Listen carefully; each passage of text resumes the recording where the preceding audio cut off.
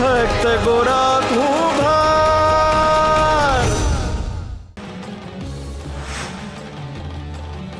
नहीं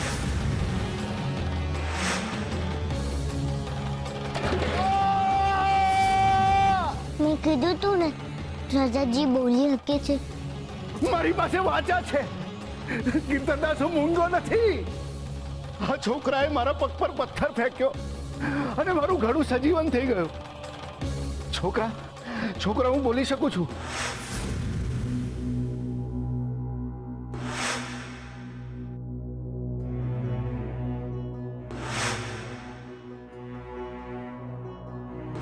ચાલ મારી હારે।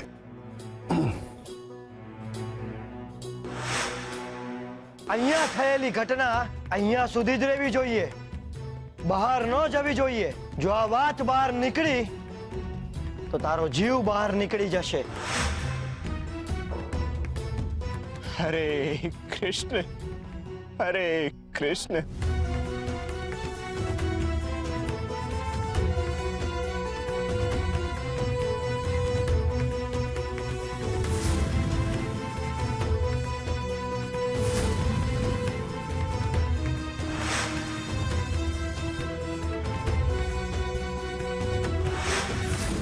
તમે શું બોલી રહ્યા છો? હું ઈ જ બોલું છું જે મારો હરી મારી પાસે બોલાવડાવે છે। મહેરબાની કરીને તમે આવું ના બોલશો, નહીં તો મારી કોક સૂની રહી જાય।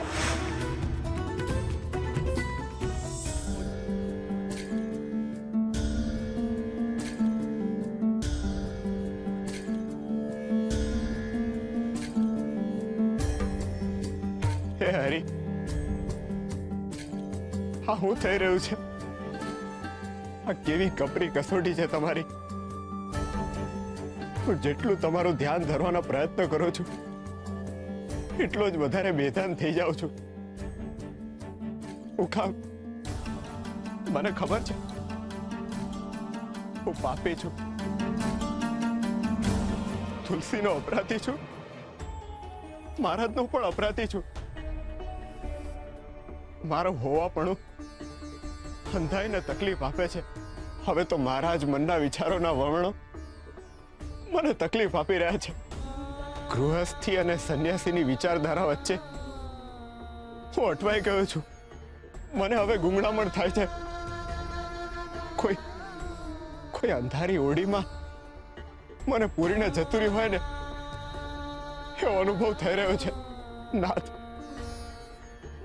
મને પીડા થઈ રહી છે।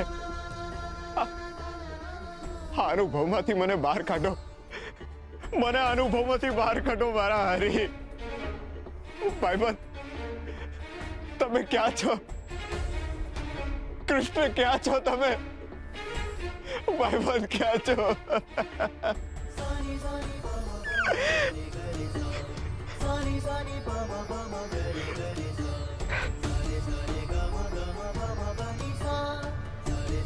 હરે કૃષ્ણ, હરે કૃષ્ણ।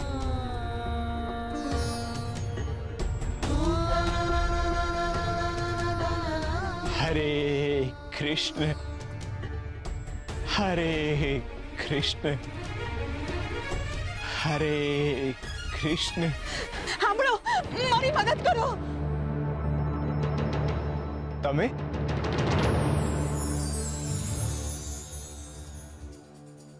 હા હું। તમે જટ અંદર આવી જાઓ। આ સૈનિકો આપણને વાતો કરતા જોઈ જશે ને તો ફરી મને લઈ જશે। અરે પણ મેં તમને પાદર સુધી જવાની દિશા બતાવી હતી ને? હા, હું ન્યાય ગઈ હતી, અન્યાયી સૈનિકો છે એટલે હું ન જઈ શકી। હવે તમે જ મારી મદદ કરો। મને એક વાત સમજાતી નથી, હું જ્યાંથી જાઉં છું ત્યાં તમે જ મારી સામે કેમ આવી જાઓ છો? આશ્ચર્ય તો મને પણ એ વાતનું જ થાય છે કે રાજમહેલમાં તમે મને મળ્યા, માર્ગમાં તમે મને બચાવી, અને અત્યારે જ્યારે હું મુસીબતમાં છું તો તમે જ મારી સામે આવ્યા। એક વાત કહું, હું જ્યારે તમને મુસીબતમાંથી કાઢું છું ને ત્યારે હું મુસીબતમાં મુકાઈ જાઉં છું। મારા મનની દુવિધાઓ વધતી જાય છે.